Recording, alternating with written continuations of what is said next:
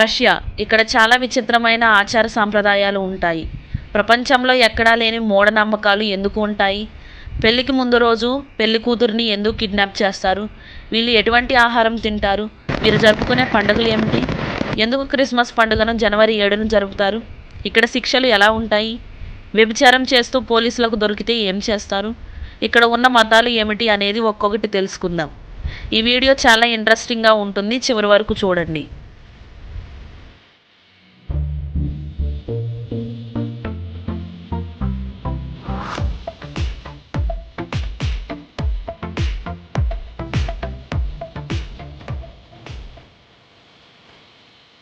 Russia. ఈ పేరు వినగానే మనకు ఇప్పుడు గుర్తొచ్చేది రష్యా ఉక్రెయిన్ల మధ్య యుద్ధం.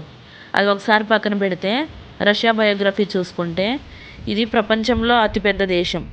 దీని రాజధాని మాస్కో.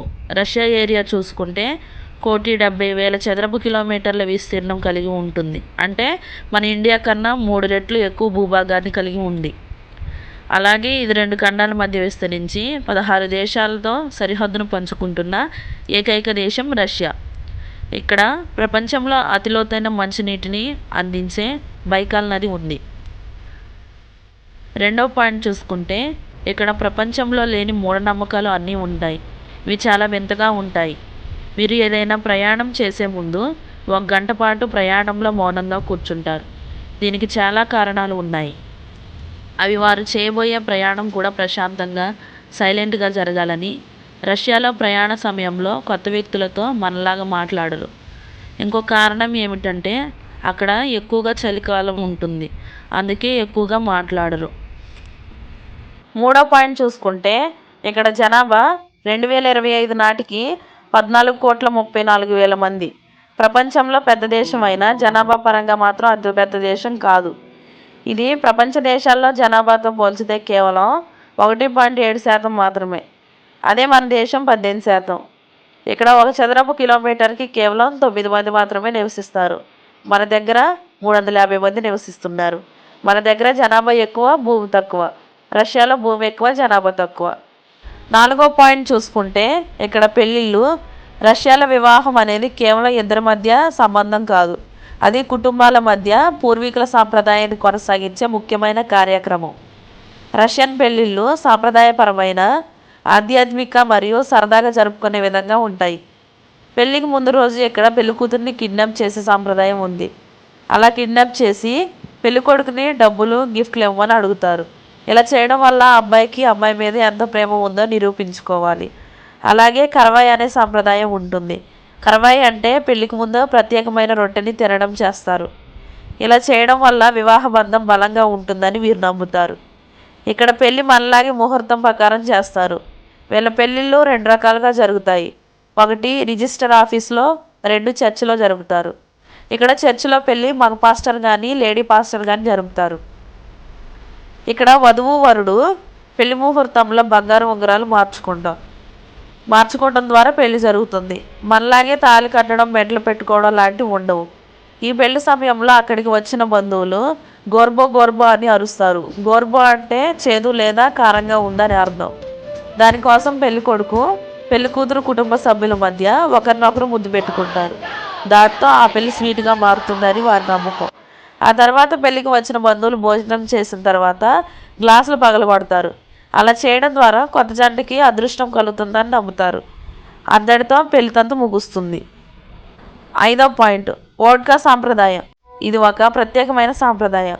వోడ్కా విందు జరిపితే కొత్త దంపతుల జీవితం ఆనందంగా ఉంటుందని నమ్మకం. అలాగే మరణించిన వారిని గౌరవించడానికి వారి ఫోటో ముందు వోడ్కా గ్లాసు ఉంచడం ఒక సాంప్రదాయంగా ఉంది. ఎలాంటి ఆనంద సమయం ఉన్నా వోడ్కా ఉండాల్సిందే. మగవారితో పాటు ఆడవాళ్ళు కూడా తాగుతారు. ఇక్కడ ఎటువంటి నిబంధనలు ఉండవు. 6వ పాయింట్ రష్యా నియంత పుతిన్ గురించి ఆశ్చర్యకరమైన విషయాలు చాలా ఉన్నాయి.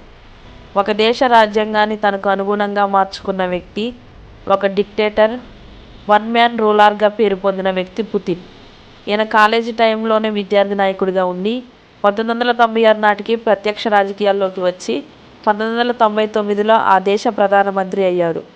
ఆ తర్వాత 2000లో ఆ దేశ అధ్యక్షుడయ్యాడు.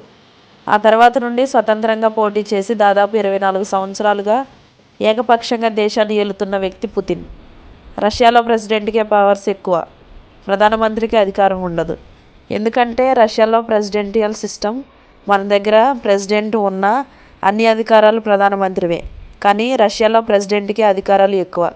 అలాంటి వ్యక్తి 2021లో తనకు అనుగుణంగా ఆ దేశ రాజ్యాంగాన్ని సవరించి 2036 వరకు ఆ దేశ ప్రెసిడెంట్గా అర్హత పొందే విధంగా చేశాడు. పుతిన్కి సొంత పార్టీ అంటూ ఏమీ లేదు. స్వతంత్ర అభ్యర్థిగా మాత్రమే పోటీ చేస్తూ అక్కడ అతిపెద్ద పార్టీలు తనకే సపోర్ట్ చేసేలా, ఆపోజిట్ నాయకులను నిలబడకుండా వాళ్ళని జైలు వేయడం లాంటివి చేస్తూ ఆ దేశాన్ని ఏకపక్షంగా పాలిస్తున్న ఘనుడు పుతిన్. 7వ పాయింట్, రష్యా ప్రజలు జరుపుకునే పండుగలు. ఇక్కడ అతిపెద్ద పండుగ న్యూ ఇయర్. ఈ పండుగను క్రిస్మస్ కన్నా ఎక్కువగా చేస్తారు. సేమ్ మన ఇండియాలో ఎలా జరుపుతామో అక్కడ కూడా డిసెంబర్ 31న అలానే జరుపుతారు. ఇక రెండో అతిపెద్ద పండుగ క్రిస్మస్. ఇది ప్రతి సంవత్సరం 7వ తేదీన జరుపుతారు. ఎందుకంటే వీళ్ళు ఫాలో అయ్యేది జూలియన్ క్యాలెండర్, మనం ఫాలో అయ్యేది గ్రెగోరియన్ క్యాలెండర్. దానికి దీనికి 13 రోజులు తేడా ఉంటుంది. అందుకే వీరు క్రిస్మస్ని 7వ తేదీన జరుపుతారు. రష్యాతో పాటు జార్జియా, సెర్బియా, ఇథియోపియా వంటి దేశాలు కూడా 7వ తేదీన క్రిస్మస్ జరుపుతారు. మొన్నటి వరకు ఉక్రెయిన్ కూడా ఇలానే జరుపుకునేది. 2022 నుండి డిసెంబర్ 25న జరుపుతుంది. మూడో పండుగ మేడే. 8వ పాయింట్, వీరు తినే ఆహారం. రష్యాలో ఎక్కువగా చలి ఉండడంతో వీరు మాంసం ఎక్కువగా ఉండే ఆహారాన్ని తీసుకుంటారు. ఆహారం అంటే మనం తినే అన్నం కాదు, వారు తినే పదార్థాలు బోర్ష్ అంటే దీనిలో మాంసం, ఎర్ర బీట్రూట్, కూరగాయలు కలిపి సూప్ లాగా చేస్తారు. డేనుగూడ అంటే సముద్ర చేపల గుడ్లతో చేసిన పదార్థం. దీన్ని కాస్ట్ చాలా తక్కువగా ఉంటుంది. అలాగే గోధుమ పిండితో తయారు చేసిన దోశలు తింటారు. అదే గ్రామాల్లో కూడా కొంతమంది ఇవి తింటారు. కొంతమంది సహజంగా దొరికే పుట్టగొడుగులు, బంగాళదుంపలు లాంటివి తింటారు. 9వ పాయింట్, రష్యాలో ఉండే మతాలు మెయిన్గా రెండు. ఒకటి క్రిస్టియన్ మతం, వీరే దాదాపు 60 నుండి 70% మంది ప్రజలు ఉంటారు. ఆ తర్వాత రెండో మతం ముస్లింలు, వీరు 10 నుంచి 15% మంది ఉంటారు. మిగిలిన వారు అంతా నాస్తికులు, ఏ మతాన్ని నమ్మని వారు 10% నుండి 20% మంది ఉంటారు.